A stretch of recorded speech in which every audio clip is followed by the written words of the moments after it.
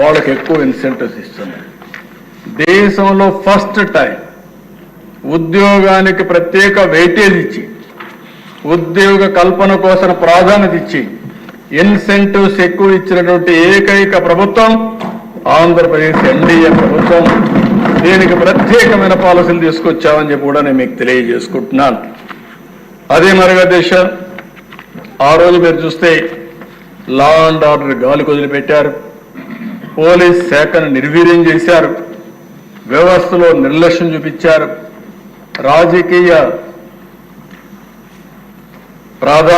ప్రాధాన్యతకి ఎక్కువ ఇది ఇచ్చి అణగదొక్కే మార్గం, రాజకీయ నాయకుల్ని ఏ విధంగా నిర్వీర్యం చేయాలన్న ప్రయత్నం చేశారు తప్ప ఎక్కడ డిపార్ట్మెంట్ పనిచేయించిన సందర్భం లేదు.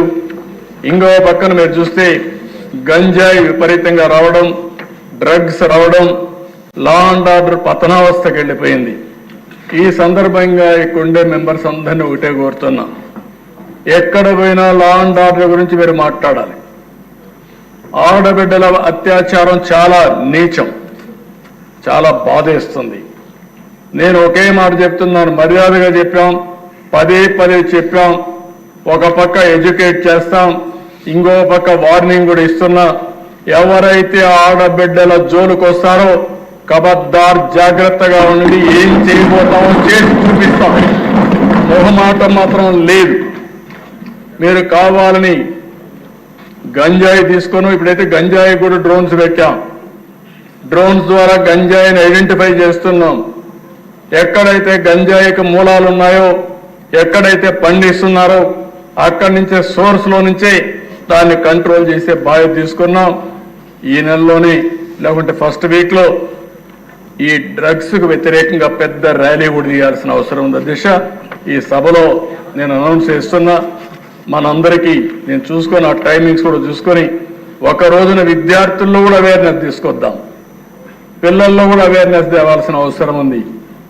పేరెంట్స్ కూడా విజ్ఞప్తి చేస్తున్నాను అధ్యక్ష, పిల్లలతో మాట్లాడండి, ఎడ్యుకేట్ చేయండి. కొంతమంది చూస్తే ఏంటి అధ్యక్ష, 16 సంవత్సరాలు 18 సంవత్సరాలు, ఒక పక్క చూస్తే భవిష్యత్తుకు ముందుకు పోతున్నారు. ఈరోజు పేపర్లో నేను చూస్తే 3,10,000 మంది అమెరికాకు చదువుకోవడానికి వెళ్తున్నారు. అందులో అధ్యక్ష 56% ఆంధ్రప్రదేశ్ తెలంగాణ తెలుగు వారు వెళ్తున్నారు. దేశమంతా 46% అయితే 54%, 56% మన వాళ్ళు వెళ్లే పరిస్థితికి వచ్చారు.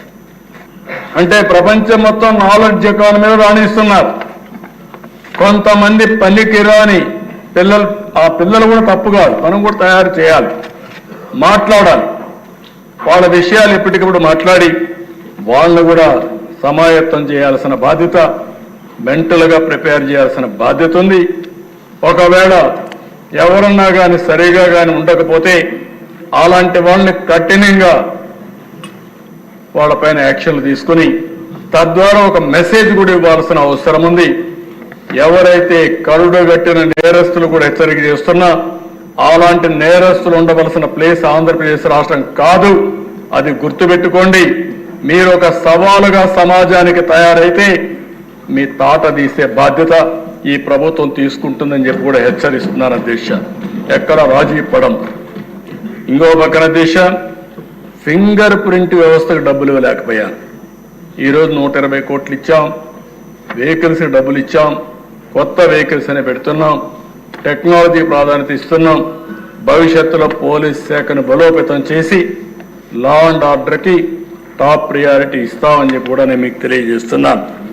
ఇది కాకుండా అధ్యక్ష, ఈరోజు ఈ ప్రభుత్వంలో మీరు ఒకసారి చూస్తే సుపరిపాలనకు నాంది పలికాం. ఒక పక్క అభివృద్ధి సంక్షేమం సుజావుగా జరగాలంటే పరిపాలన గుడ్ గవర్నెన్స్ ఉండాల్సిన అవసరం ఉంది.